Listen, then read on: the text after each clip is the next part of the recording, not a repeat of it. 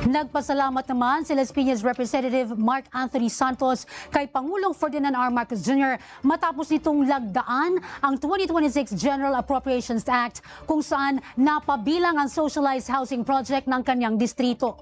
Nasa tinatayang 255 milyong pisong pondo na para sa programang pabahay ng Las Piñas ang naisama sa 2026 General Appropriations Act o pambansang budget para sa taong ito.